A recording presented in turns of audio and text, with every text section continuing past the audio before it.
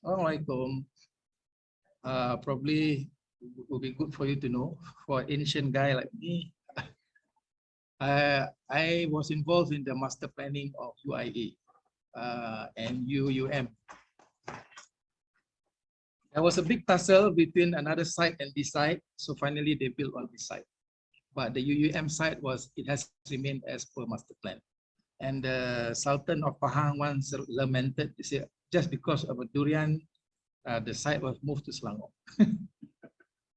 Anyway, so I'm a practicing architect. I still do specialize in medical facility planning, but it's not a profitable kind of work to do. So that is the issue of sustainability as well, because I think worldwide we are wondering and why designers, architects, they're not getting good salary, and that's probably because their bosses couldn't get good cash flow. So that's the main issue. So let's look about sustainability. Next slide. So the designer. So we are all designers, and there are many designers. Tekan. Saya pun boleh tekan kan? Okay. So there are many designers out there. So I will be speaking as an architect. So I'll be talking about the design challenges, the frustrations, and the rewards as an architect. Okay, many words. So I will be talking more about the architectural side of it. So what is a sustainable existence? Apa yang dimaksudkan sustainable existence? Again, being 60 this year, I have thought about it much, meaning I cannot continue practicing doing the regular stuff, doing housing, no intellectual content. So it has all become a commodity. So probably when I was younger, 20s, 30s, I could tolerate it because I was learning. But if you want to go on that mode, it's very unsatisfactory. So that was the early era of financial stability. So we all need financial stability. So we need food and home. And as a business, if you ask me today, what is the most important thing about business? Is cash flow. It's not the money that comes later. So we give the pillow to the person who is sleepy now. When he is not sleepy, you don't give the pillow.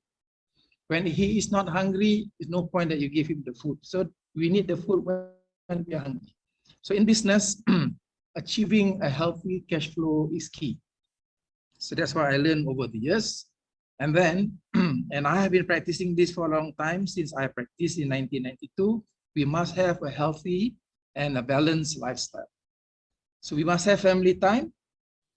We must be involved with the society. We must play. We must rest. So when I first started my practice in 1992, I was very resolute, very determined that working hours stops at 5:30. No overtime. No staying late in the office. Because why do you want to waste your youth, the precious youth, working long hours in the office? So we fix the equation at that point. Okay, work up to 5:30, and then we start from there. So having a healthy and a balanced lifestyle is a very important thing for me, for you to have a sustainable existence, kewujudan yang bermakna. Okay, next. And then the highest is self-satisfaction. So you will come to a point, especially architecture is a very long haul, it's a long course. And when you turn 50, then only you become proficient. Baru nak pandai when you at the age of 50. When you are 30, 20, you are groping, you are learning, you are banging walls and everything. But only when you are 50, which is why I cannot retire, baru pandai. Aja. So, but at that age, for you to go on, the job must be meaningful. It must not be entirely or driven by monetary rewards. You will want some recognition. You want some self-respect. So at that age, that is what your heart is yearning. Lagi sekali. Okay, so this relates to the Maslow hierarchy of needs. So probably, I don't know, you have heard of this or not. So in the early Our basic needs are the physiological needs, which is air, water, food, shelter, sleep, clothing, and reproduction or procreation. And then we have safety needs, personal security, employment. We need a good job, we need health, we need houses. Okay, so normally safety needs and physiological needs happens about 20s, when you are 20s to 30s. And then comes love and belonging. So you want a family, you want intimacy, and you want a sense of connection. That's where the community plays. So if you do not belong to a community, you may feel detached, you may feel a bit lonely. Then now, when you come into the 50s, you are going into self-respect, self-esteem, status, recognition, strength, and freedom. And then as you go higher, this is where the level of masterpieces. This is the level where you start to aspire to produce masterpiece. This is called self-actualization. Maknanya to be the best that you can be. So a lot of us, we put barriers upon ourselves, and therefore we do not allow ourselves to be excellent. So the highest level of existence is when you let yourself to actualize, to be the best you can be. So what are the challenges in the architectural industry today? So in my opinion, there is a low regard on the profession. When I approach clients and I tell them my fee, then they will say, why for a few pieces of paper and drawing you charge me so high?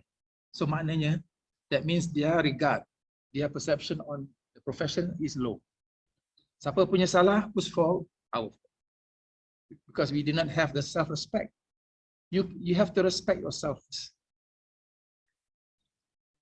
Then, and in many cases, since I practice, we went on appointment on success basis.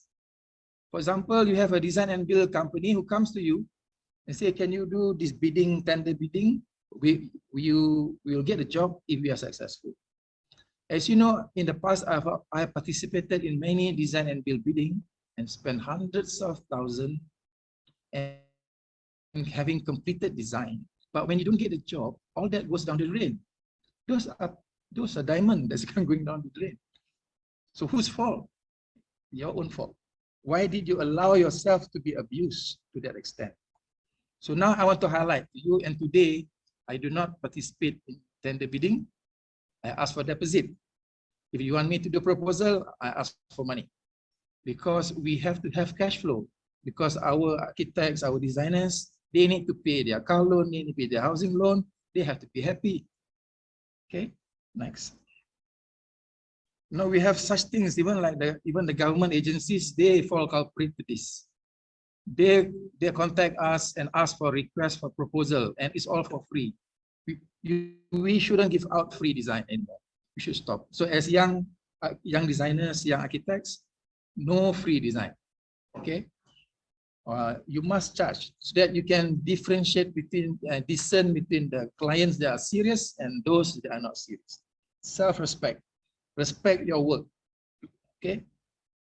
So our fee is considered low, especially architecture, because we carry the baby for a very long time. We are the first man in, the last man out. And we stay there for sometimes 6 years. And then some projects are 10 years. You can imagine if you are running a car with the air conditioning on and you're stuck in a jam for 10 years, the fuel keeps on going on, keeps it burning. So similarly in an office, with a kind of fee, although it may seem large at the moment, but over 6 years, it just burns out. So in comparison to the value of work you are providing, when I say value, is not so much the cost dollars and cents. Nilai kerja, nilai design, the value of the design itu tinggi, and the fee compared to that nilai is low. Okay, next. And then late payment. This always happens. You put the billing in, the payment comes in late, 2, 3 months, 6 months. You are dead by then. What for? Like I say, you give the money, you give the pillow to the person when he is sleepy. When he is no more sleepy, he doesn't want the pillow anymore. Then backloaded payment structure. So if we look in our lembaga scale of fees also, you do your work first and then you pay later. If I want to go to the public toilet, I pay first, then only I can go in, right? So you see the dichotomy, you see the irony. So we have to change. So we have to ask for the money forward. Just to make sure they are serious, and just to make sure they treat you seriously. If you don't treat yourself seriously, nobody will. Okay.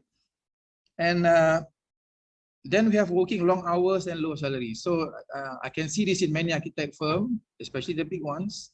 They're working up to 12, up to 1. Where is the life? Where is the life? Your wife is waiting at home, your children is waiting at the door, and you are at the age of 20, 30, wasting your youth in the office. Okay, whose fault? Okay, the employer's fault. So this is where we have to have a balanced life. Don't worry about our rezeki. It is provided for. And if you just work at the designated time, the rest, Allah will take care. And then long project handling time, like I mentioned just now, we carry the baby for a very long period of time. So these are the challenges in practice, and which is the reason why we must preserve, we must take care of the cash flow, and don't charge cheaply, and don't do work for free. Okay, next. So this is one of the symptoms that is showing that how the general public or the corporations, how they do not respect you. Okay, first, in the olden days, when we want a house, we build a house. Okay, kita nak rumah, kita bina. After that, the owner upah or hires a builder. So the builder communicate with the owner, he wants what? Okay, it's built. And then later, got the owner wants something a bit more sassy. The owner employed an architect, and then the architect seeks for builder. Okay, still under control. And then now the owner or the end user, he wants a house, he goes to the developer. And then the developer looks for the architect, the architects to appoint the contractor.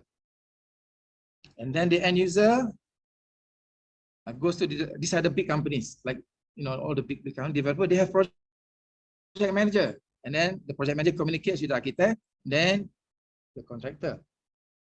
And then this is a government project.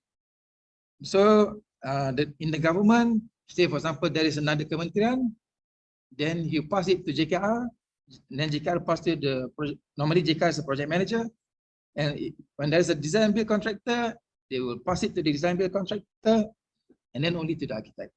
The design build contractor, this was the thing in the 90s and early 2000s. This was the procurement method, perolehan. Kebanyakan kontrak diperolehi melalui design and build. And as you can see, I circle red, and how the architect or the designer, how he has slipped and getting further away from the end user. How the needs, the hopes, the aspirations of the end user is now being edited or being blocked by the layers of people that are not necessary to be there. The fisherman goes to sea, then ada peraih selling it to others. Whereas we are the person who gave birth to the baby. So we have to take care of this baby. Why is it another person taking care of the baby? So this is the predicament. This is the disease of the procurement system today. Between the person who actually designed it, and the end user, now there are many layers of people inside who want to make money from you, who want to make money from your expertise. So, and I've been thinking about this since 2006. And so, which is why I thought about the designer and maker. In fact, that word was given to me by a fellow designer in Wing, Haji Zainal Rahman. So he told me, what you're doing is a designer maker. So I've been using that word until today. Okay, next. So what do architects do? And not many people out there know what does an architect do. Some say they build houses, that's all. Some say they just work plan, they draw. But if you ask me, essentially, the architect create, dia mencipta from tak ada, ada.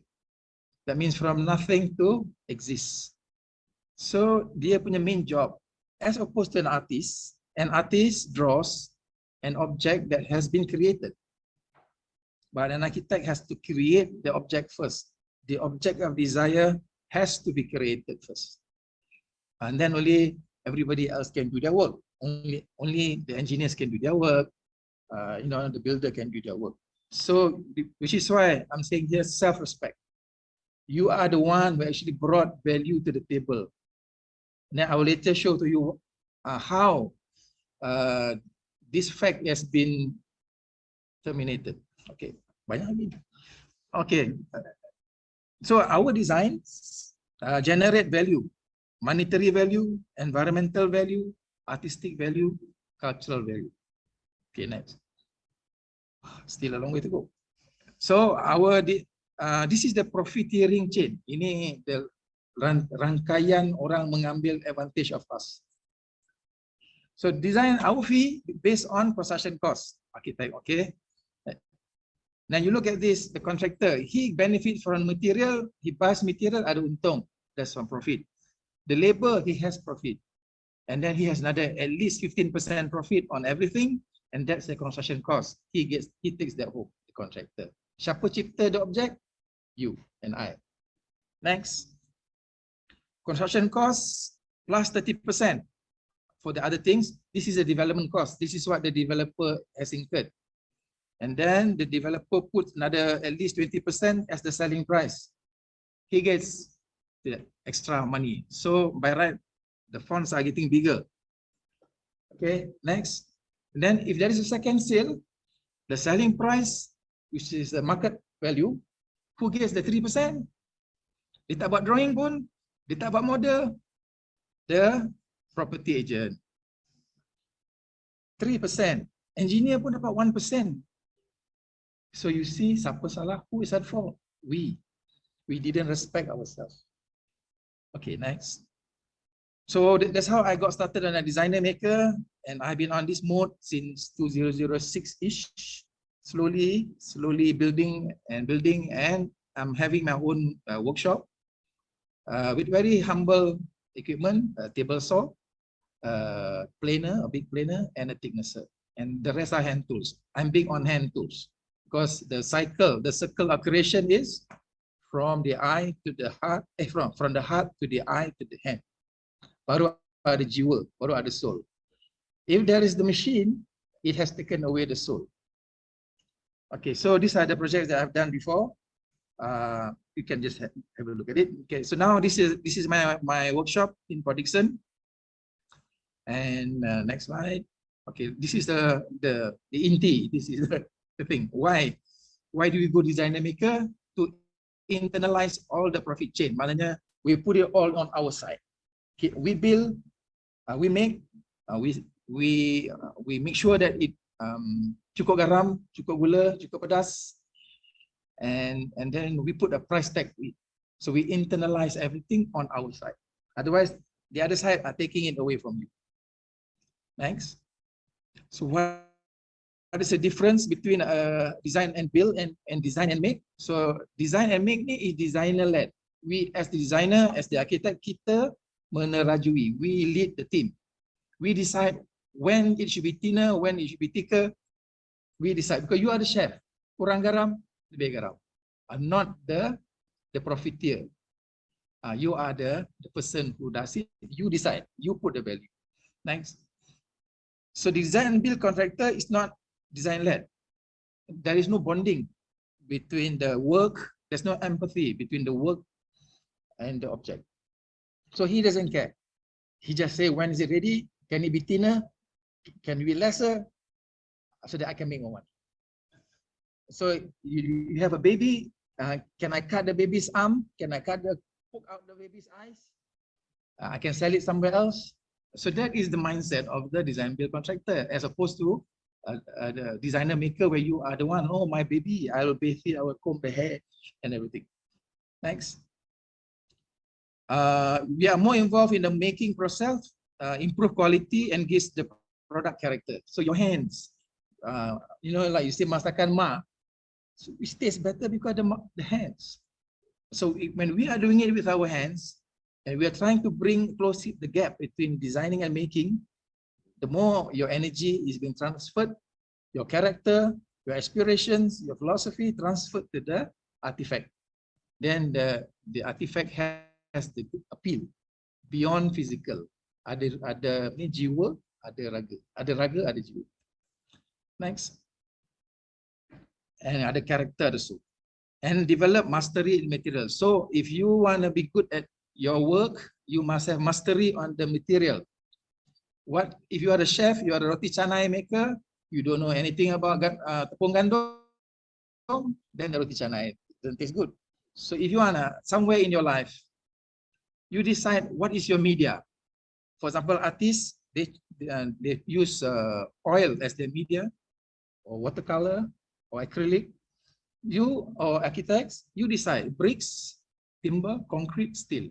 That is your media. You express yourself through this media, and you relate to that.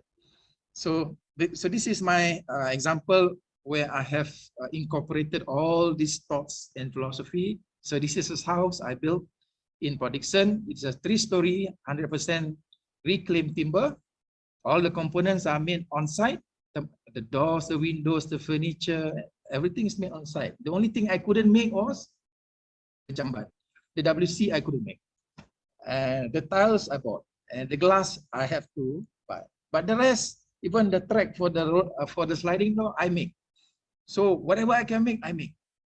So I make the windows, I make the door handle, and everything. And it is all joinery, no nails. And tadi, okay, okay, next one. So I'm big on the local identity. That means be it furniture, be it whatever you're doing, you design, make sure there is that local identity. Don't be motivated by the outside. Don't ask or seek for validation from outside. Jangan nak harapkan orang luar validate kita. We validate ourselves. We find the strength inside. So next slide. So this is the house that I built in the humble workshop. Lagi. So the expression is very raw.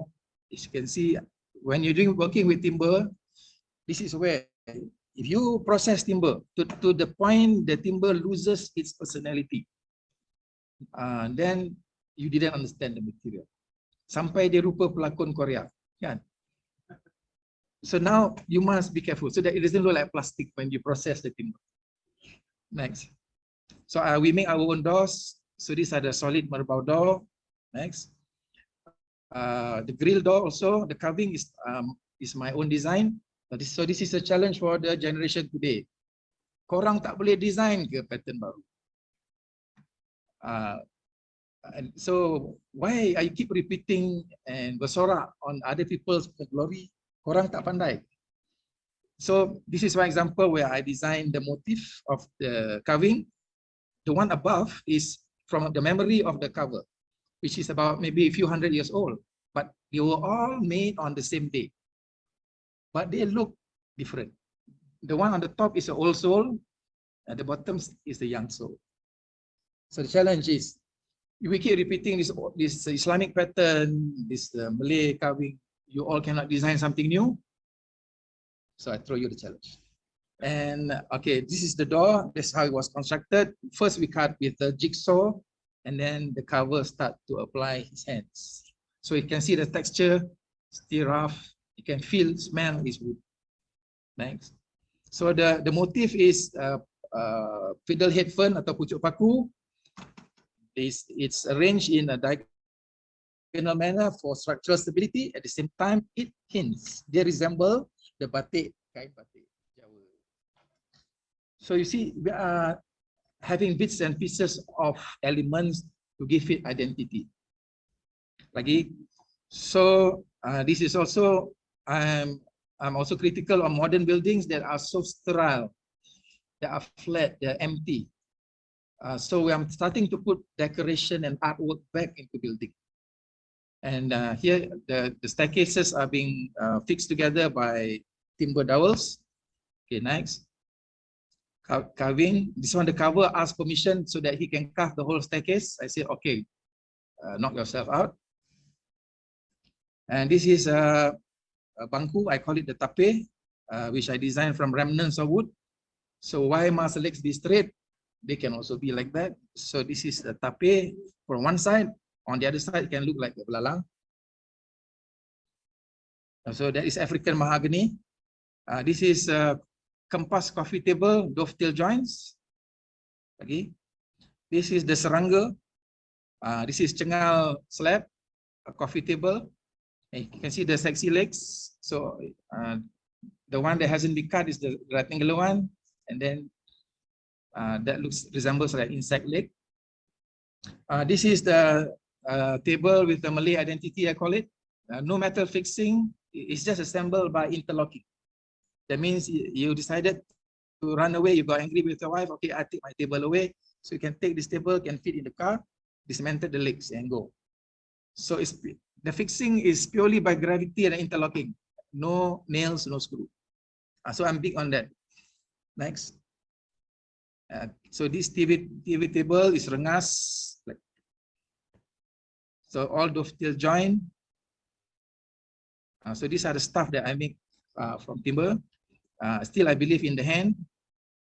Lagi, even my toilet is timber. I couldn't make that WC out of timber, but the wash basin, at least the support is timber. As you can see, while I'm doing my job, I can still have good view outside. So why must the toilet be so dingy? It can be as happening as this. So these are my sketches, how to make the curtain track. Make and design and make. Lagi, this is my interlocking demountable wardrobe. Again, gaduh, can angkat, jalan. No nails, no screw. So all remnants, I make stuff. So I make like this one where you want to hang, you want to tie down the bidai. I make a bench. These woods are all remnant from the joinery works, and you can make, you can create. And then the remnants also, I make stuff like bekas hantaran. These boxes are jewelry boxes. So these are the first box, the 2-story one is the birthday present to my wife with some gold bracelet inside. Oh, yeah, there has to be gold bracelet. Otherwise, it throw back at you. And then the second one is the birthday present. Then the 2 one is the hantaran. So all these are from the remnant of the wood you make. So you design, you make at will. Let yourself go. So this when I was doing the restoration of Masjid Jami' KL, from the small pieces of wood, I make souvenir items. And even the door, entrance gate to Professor Isarji's house. So, angkat sembah, you can see the symbolism at the door. Even the joints, the hinges, I designed the hinges. Understanding the property of wood. Because metal and wood, metal is a musuh dalam selimut untuk kayu. You put the metal inside of wood, it will eat from inside. So if you want to be together, you have to be like this, holding from outside. So this is by understanding the behavior of each other. Okay. And so that is my final slide. Thank you.